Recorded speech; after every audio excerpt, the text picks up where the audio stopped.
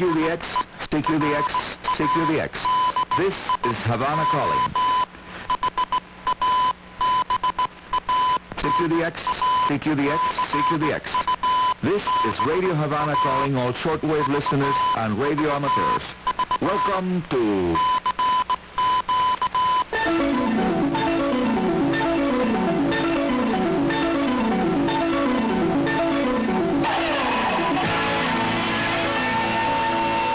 DXers Unlimited, Radio Havana's weekly feature dedicated to the fascinating world of radio communications. Hola, mis amigos radio aficionados and radio escuchas all around the world. This is DXers Unlimited middle of the week edition with yours truly, Arnie Coro, at the microphone. And here is now news item 1, a very interesting report.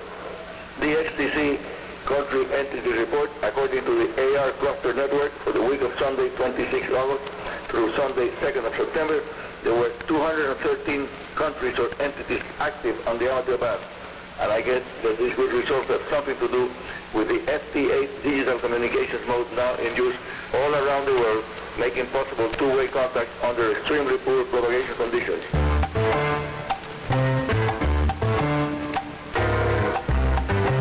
South African Radio League, SARL, say the past weekend, radio amateurs reported to them that they experienced periods of radio blackout which lasted for 24 hours in a row.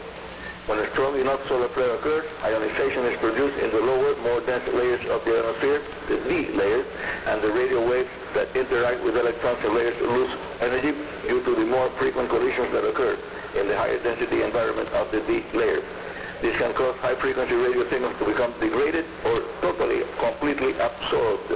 This results in a radio blackout, the absence of high-frequency communications, primarily impacting the 3 to 30 megahertz band. Ham Radio Science Citizen Investigation is a USA-based group of radio amateurs and scientists who together work to study various aspects of radio science.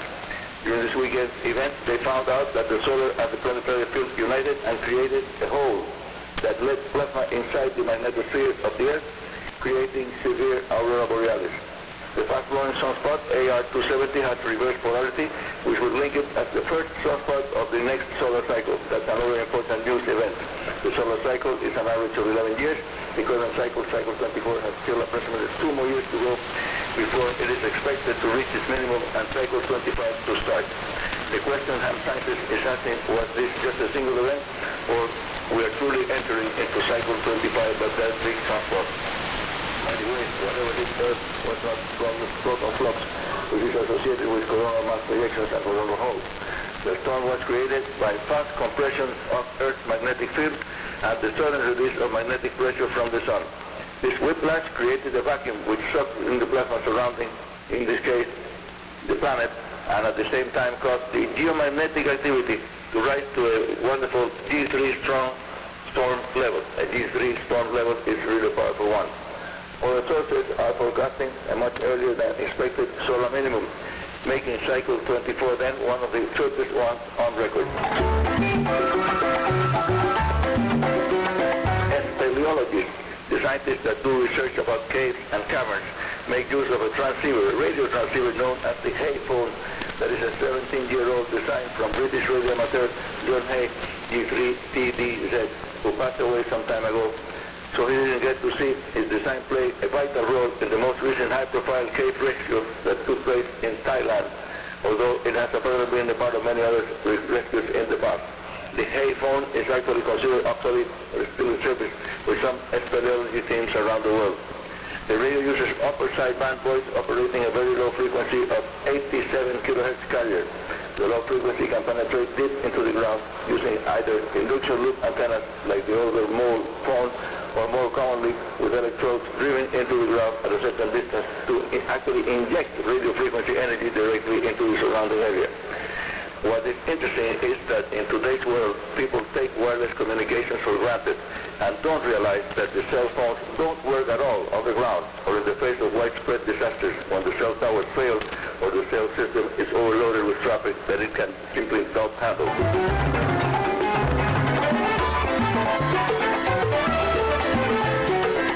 And now here, at the midweek edition of DXers Unlimited, more solar cycles predictions and forecasts now circulating around the world.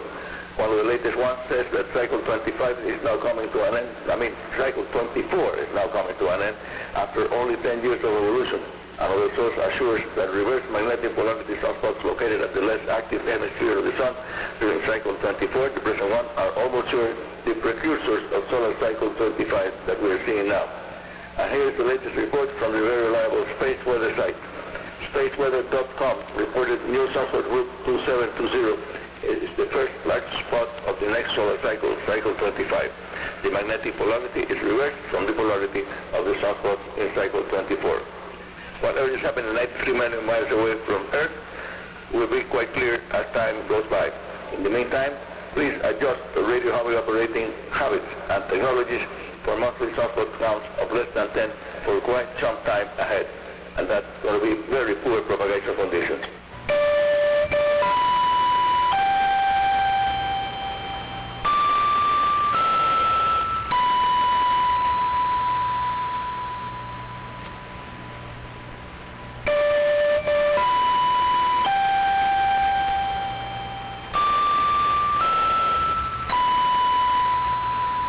Amigos, you are listening to the middle of the week edition of DXers Unlimited, the Radio Havana program covering the more than 93 different ways of enjoying our spare time playing with radios, antennas, accessories, and software.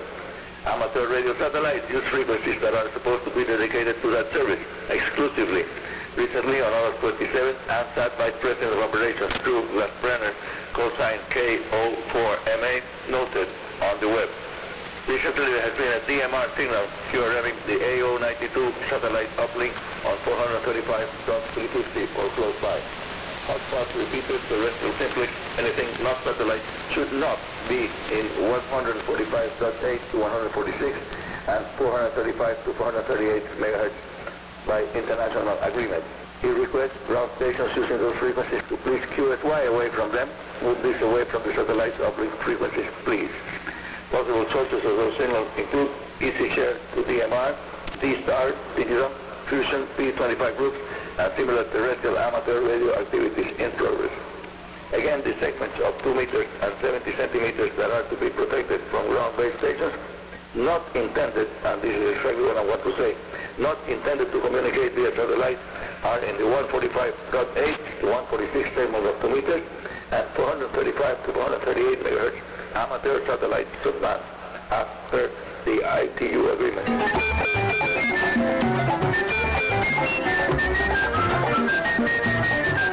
Well, an event that happened 159 years ago. Yes, you heard it right. 159 years ago, scientists are talking about the extraordinary geomagnetic storm that is known as the Carrington event.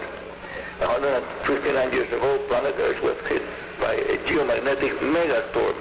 On September 2nd, 1859, a powerful coronal mass ejection rocked Earth's magnetic field, causing a geomagnetic storm of such an intensity that set fire to Victorian telegraph offices and sparked auroras as far away as Mexico and Cuba. Now known as the Carrington event, that megastorm 159 years ago is a touchstone of modern extreme space weather research. What are the odds if it would happen again?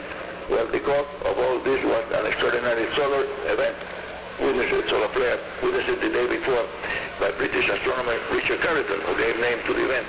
His sighting on the first day of September of 1859 marked the discovery of solar flares and foreshadowed a new field of study known as space weather. According to a study by the National Academy of Sciences of the United States of America, if a similar Carrington-type event occurs today, it could cause substantial damages to society's high-tech infrastructure and require years for complete recovery. Could it happen again? The answer is almost certainly. In a paper published just a few months ago, researchers from the University of Birmingham used extreme value theory to estimate the average time between Carrington-like solar flares, the very powerful one. The best answer is to happen every 100 years. In other words, we may be overdue for a really big geomagnetic storm that may happen at any time.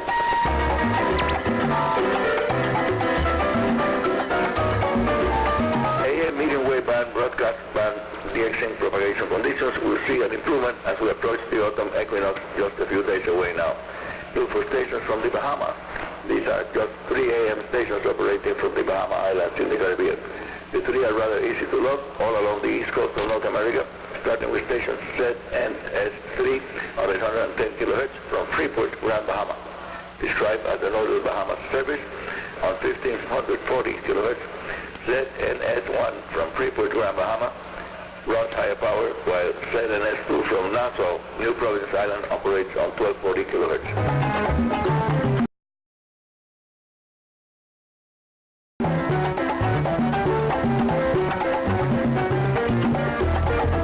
And now, amigos, at the end of the show, here is Arnie Coro's high-frequency propagation update and forecast. Solar activity at very low levels with daily solar flux figures in the minimum values ever registered since 1947, when solar radio astronomers around the world started to monitor the sun's solar flux on the 10.7 centimeters wavelength. As all of you are familiar with the close ties between solar flux and high-frequency band propagation conditions, it is now quite evident that we're going through a period of very poor propagation within the 3 MHz range. See you all at the weekend edition of DXers Unlimited, and don't forget to send me your general reports and comments, as well as the radio related questions you may want to ask, to info@rhc@enet.pu and via airmail to Arnie Coro, Radio Havana Cuba, Havana, Cuba. And that's all for today. This is Arnie Coro, Radio Amateur CO2KK, your host here at Radio Havana's DXers Unlimited, saying 73 and very good DX.